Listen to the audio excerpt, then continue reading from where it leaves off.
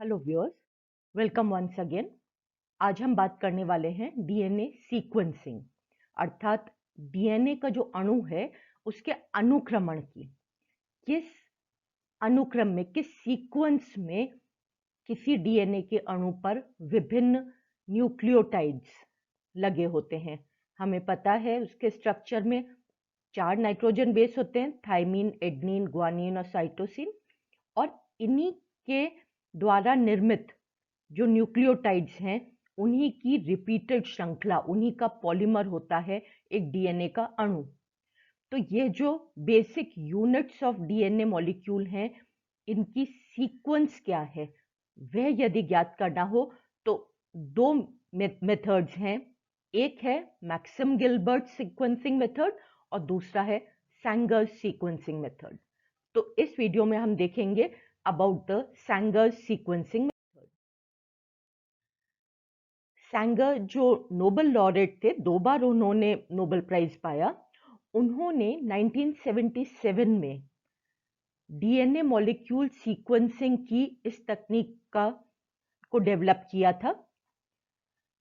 इस टेक्निक में बेसिकली उन्होंने ये किया कि वी नो दैट अपने डीएनए मॉलिक्यूल के रेप्लिकेशन के लिए टेम्पलेट चाहिए, प्राइमर चाहिए और फ्री हाइड्रोक्सिल ग्रुप चाहिए 3 प्राइम एंड पर। अर्थात यदि डीएनए का निर्माण हो रहा हो और किसी कारणवश यह 3 प्राइम हाइड्रोक्सिल ग्रुप उपलब्ध न हो तो ऑटोमेटिकली नया न्यूक्लियोटाइड आकर वहां नहीं जुड़ेगा। तो इस बेसिक प्रिंसिपल का उपयोग किया उन्होंने अपनी सैंगर सीक्वेंसिंग विधि में, जिसको चेन टर्मिनेशन मेथड भी कहते हैं, क्योंकि इसमें उन्होंने एक स्पेशल टाइप के nucleotide, that is modified nucleotide, that is dideoxy nucleotide का उपयोग किया। और इस डाइडिऑक्सी न्यूक्लियोटाइड के जो कार्बन है उसमें 3 प्राइम एंड पर फ्री हाइड्रोक्सिल ग्रुप अनुपस्थित है। तो उनका उद्देश्य था कि हमारा डीएनए स्ट्रेच जिसकी हमको सीक्वेंसिंग करनी है उस पर डीएनए रेप्लिकेट किया जाए, उसके रेप्लिकास बनाए जाए, लेकिन फुल लेंथ रेप्लिकेशन न हो, बीच बीच में रेप्लिकेशन रुकता जाए। तो इस विधि के लिए उन्होंने पीसीआर का ही उपयोग किया, जिसके बारे में हम पूर्व के वीडियो में जान चुके हैं, पॉलीमरेज चेन रिएक्शन। और थर्मोसाइक्लर में बाकी बेसिक इंग्रेडिएंट्स के साथ उन्होंने अपना डाइडिऑक्सी न्यूक्लियोटाइड भी डाला, लेबल्ड। तो पीसीआर तकनीक में हमको ज्ञात है कि सर्वप्रथम जो हमारा डीएनए का अणु है वो डीनेचर होता है, उसके नाइट्रोजन बेसिस के मध्य के हाइड्रोजन बंध खुल जाते हैं बिकॉज ऑफ हाई टेम्परेचर। इसके कारण हमको विभिन्न सिंगल स्ट्रैंडर्ड डीएनए मॉलिक्यूल्स या टेम्पलेट्स प्राप्त होते हैं। और इन मल्टीपल टेम्पलेट्स का, एक का पीसीआर किया, बहुत सारे अणु प्राप्त हो गए। इन बहुत सारे सिंगल स्ट्रैंडेड जो डीएनए मॉलिक्यूल्स हैं उनको उपयोग में लिया for this Sanger sequencing technique.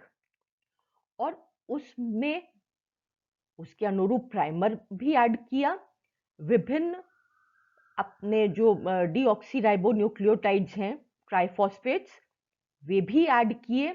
और इनके अतिरिक्त ऐड किए गए अपने डिफरेंट डाइडिऑक्सी न्यूक्लियोटाइड्स, राइबोन्यूक्लियोटाइड्स, चारों नाइट्रोजन बेसिस के लिए।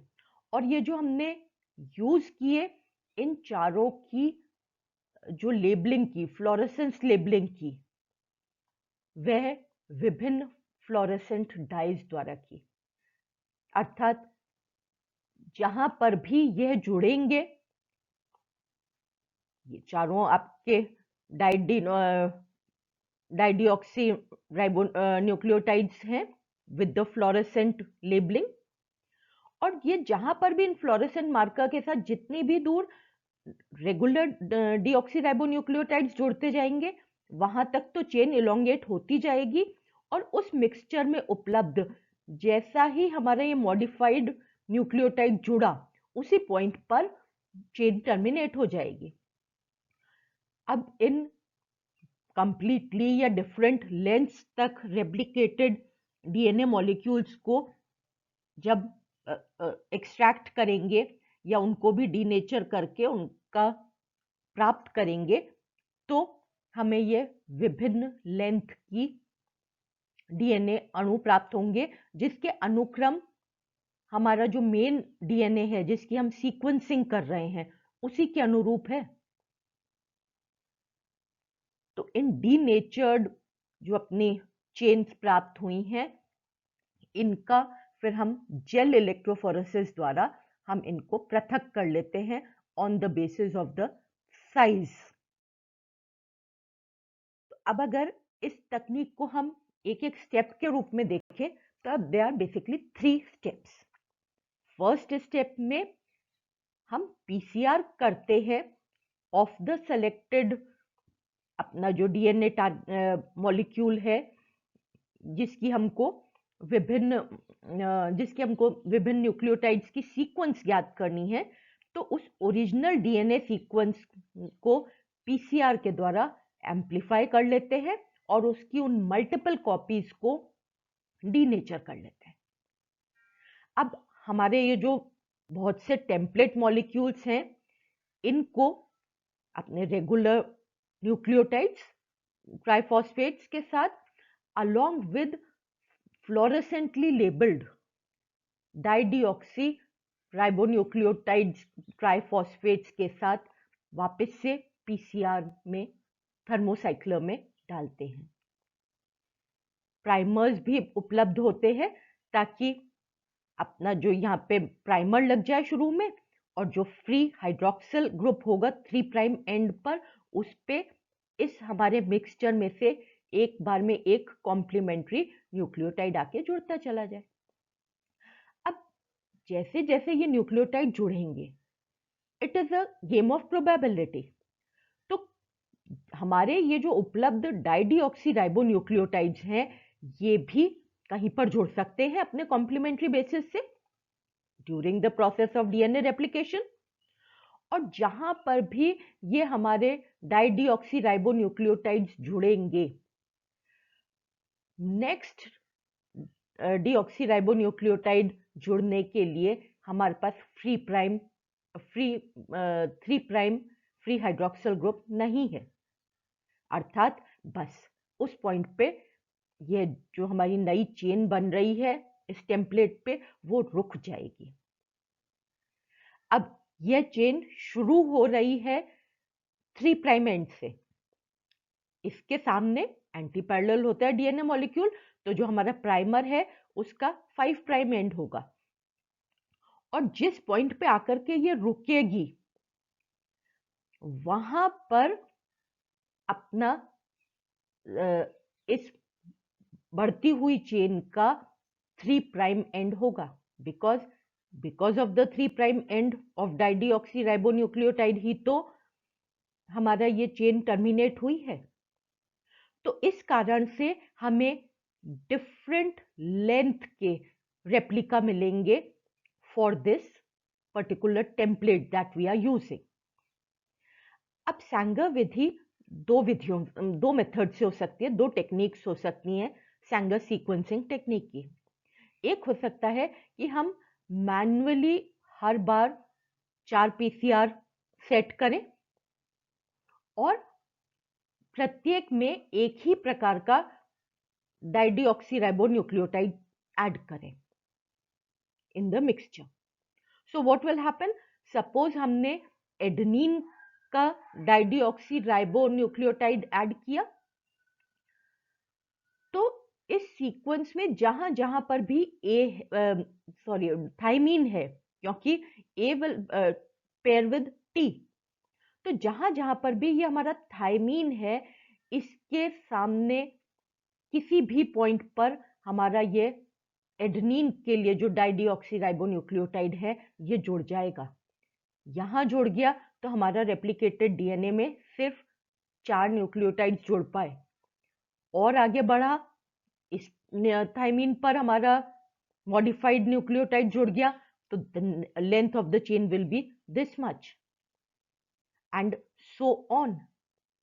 तो इस प्रकार से अगर हम एक बार में एक राइबोन्यूक्लियोटाइड डाइडिऑक्सीराइबोन्यूक्लियोटाइड ऐड करेंगे एक पर्टिकुलर सेट में, तो we will get 4 sets of replicated DNA molecule, जिसमें प्रत्येक में विभिन्न न्यूक्लियोटाइड पर आकर के चेन टर्मिनेट हुई है। और यदि ऑटोमेटेड सैंगर सीक्वेंसिंग विधि का यूज करते हैं तो उस केस में हम मिक्सचर में सभी डाइडिऑक्सीराइबोन्यूक्लियोटाइड्स, मॉडिफाइड न्यूक्लियोटाइड्स चारों नाइट्रोजन बेसिस के अनुरूप ऐड कर देते हैं।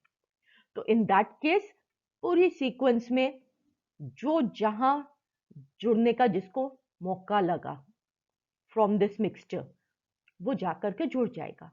And what we will get is ये डिफरेंट आपके डीएनए मॉलिक्यूल्स हैं जिनकी विभिन्न विभिन्न लेंथ है। अब ये जो विभिन्न लेंथ के हमारे डीएनए प्राप्त हुए हैं because of this PCR using dideoxyribonucleotides, उनको हमको सेपरेट करना होगा। तो ये सेपरेट करने का काम करते हैं जेल इलेक्ट्रोफोरेसिस तकनीक के द्वारा। जेल इलेक्ट्रोफोरेसिस तकनीक जो है वह basically it is a technique in which एक जेल मैट्रिक्स लेते हैं और उस जेल मैट्रिक्स में हम अपने ये जो मिक्सचर ऑफ डीएनए है, जैसे इसमें एक ही है जो अपना ऑटोमेटेड सैंगर सीक्वेंसिंग टेक्निक वाला है, उसमें on a single gel matrix जो हमारा मिक्सचर हमको प्राप्त हुआ विभिन्न लेंथ के डीएनए मॉलिक्यूल्स का, उसको एक सिरे पर पोर कर दिया, डाल दिया वर्टिकल, मतलब अपना ये जो जेल मैट्रिक्स है उसके एक सिरे पर वो डाल दिया।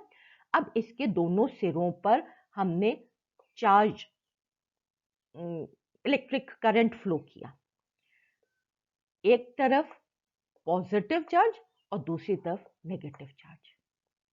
सो व्हाट विल हैपन इज कि because of this positive and negative charge, और एक सिरे पे हमने शुरू में यहाँ पे अपना मिक्सचर डाला है,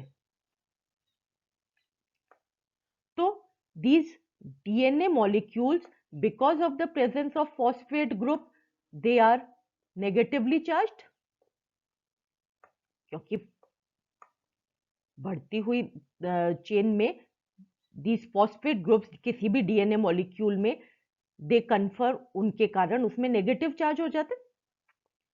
तो उस नेगेटिव चार्ज के कारण ये अपना जो डीएनए के डिफरेंट फ्रैगमेंट्स हैं ये चलेंगे और यह सिंपली डिफरेंट लेंथ पे the rate of movement of these DNA fragments on this gel matrix ये विभिन्न विभिन्न होगी, किस गति से ये इसमें चल रहे हैं। जो सबसे छोटा है वह सबसे तीव्र गति से चलेगा बिकॉज उसको सबसे कम अपने हिंड्रेंसेस हुई, उसकी स्पीड सबसे तेज होगी। Hindrance because of the gel molecules, the gel matrix, और जो लार्ज फ्रैगमेंट्स हैं वो धीरे धीरे चलेंगे। तो ultimately what we will get is अपना जो हमारा पास जो ये जेल मैट्रिक्स है उसमें ये डिफरेंट, एक सेकेंड में इसको मिटा लूं क्योंकि अब we have got the final product of the gel electrophoresis, that is कि इसमें अब ये विभिन्न लेंथ वाले हमारे डीएनए सेगमेंट्स सेपरेट हो गए हैं। और इन जेल इलेक्ट्रोफोरेसिस के जो जेल है जिसमें हमारे डीएनए फ्रैगमेंट्स हैं, इसको यदि हम लेजर बीम के थ्रू पास करेंगे तो हमको पता है कि हमारे मॉडिफाइड डाइडिऑक्सी राइबोन्यूक्लियोटाइड्स में विभिन्न लेबल्स, फ्लोरोसेंट लेबल्स हमने जोड़े थे। ए के लिए अलग कलर का, टी के लिए अलग कलर का, जी के लिए अलग और सी के लिए अलग। So on the basis of the colour जो हमारा आ रहा है इस जेल यूनिट पे, उसके आधार पर वी कैन से कि कौन सा न्यूक्लियोटाइड आपका कहां पर है। यही काम यदि हम मैनुअल सेंगर सीक्वेंसिंग तकनीक से करें तो जो जेल इलेक्ट्रोफोरेटिक यूनिट है उसमें ये 4 वेल्स होते वाला लेंगे और प्रत्येक पर एक पर्टिकुलर डाइडिऑक्सी राइबोन्यूक्लियोटाइड, क्योंकि यहां पर हमारे पास 4 अलग अलग उसमें है सेट्स में उपलब्ध हैं ये डाइडिऑक्सी राइबोन्यूक्लियोटाइड्स के प्रोडक्ट्स। तो हमारे चारों जो ये डाइडिऑक्सी राइबोन्यूक्लियोटाइड्स द्वारा रेप्लिकेटेड डीएनए प्रोडक्ट्स हैं उनको पोर करेंगे और जब उनका इलेक्ट्रोफोरेसिस होके चुकेगा तो इस प्रकार से, ये मैं सेम ही कलर से बना रही हूं but actually these will be the different colored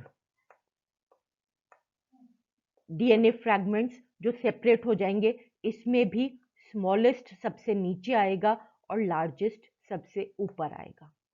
तो इस प्रकार से हमने पीसीआर में सैंगर विधि से जो मल्टीपल डीएनए रेप्लिकास प्राप्त किए उनको उनके साइज के अनुरूप सेपरेट कर लिया। अब हमको ये जो सेपरेटेड सेगमेंट्स हैं इनको स्टडी करना है, इनको रीड करना है। That is now we have to work out the actual sequence of the nucleotides in our given DNA strand। तो अब काम आसान है क्योंकि यदि हमारी ऑटोमेटेड सैंगर सीक्वेंसिंग टेक्निक का उपयोग किया है हमने, तो लेजर एक्साइटेशन के द्वारा जो ये डिफरेंट पीक्स बन रही हैं इनको डिटेक्ट कर लेंगे। ये विभिन्न कलर्स की हैं और हमें पता है कि हमने कौन से डाइडिऑक्सी राइबोन्यूक्लियोटाइड को कौन से प्रोब से, कौन से फ्लोरेसेंट डाई से कलर किया है या टैग किया है। तो जिस कलर की पीक है वो ही न्यूक्लियोटाइड उस पॉइंट पर होगा और सबसे छोटा सबसे नीचे होगा, सबसे बड़ा सबसे ऊपर होगा। Another point that is very clear is कि जब हमारा डीएनए का पीसीआर हो रहा था तो उस समय 5 प्राइम एंड से शुरू हुआ था और जो हमारा ये लेबल्ड प्रोब है ये 3 प्राइम एंड पर है।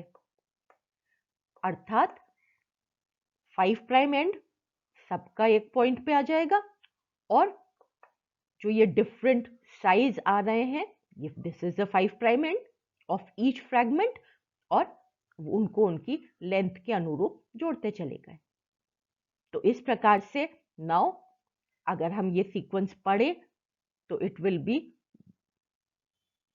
This is the sequence of the complementary DNA जो हमको प्राप्त हुआ है हमारे डीएनए टेम्पलेट पर, है ना। क्योंकि जब रेप्लिकेशन हो रहा था तो हमारे डीएनए टेम्पलेट पर उसका कॉम्प्लीमेंट्री बेस आकर के जुड़ा था। तो इस प्रकार से ऑटोमेटेड सैंगर सीक्वेंसिंग में using laser beam we can find out the sequence of these nucleotides. और यदि हमने उसको मैनुअल सैंगर सीक्वेंसिंग टेक्निक का उपयोग किया है जिसमें हमारे पास 4 वेल्स में 4 अलग अलग न्यूक्लियोटाइड्स के डाइडिऑक्सी राइबोन्यूक्लियोटाइड्स के प्रोडक्ट्स हैं, तो उस केस में और आसान हो गया क्योंकि जो सबसे नीचे है वो आपका सबसे छोटा वाला है, नेक्स्ट उससे बड़ा वाला है। अब that is horizontally, this how we have to move on एक न्यूक्लियोटाइड से दूसरे न्यूक्लियोटाइड पर और हमको ज्ञात हो जाएगी हमारे डीएनए सीक्वेंस के complementary sequence. So in this manner we can find out the sequence of the nucleotides दिए गए डीएनए मॉलिक्यूल पर। और यह विधि है हमारी सैंगर्स सीक्वेंसिंग टेक्निक।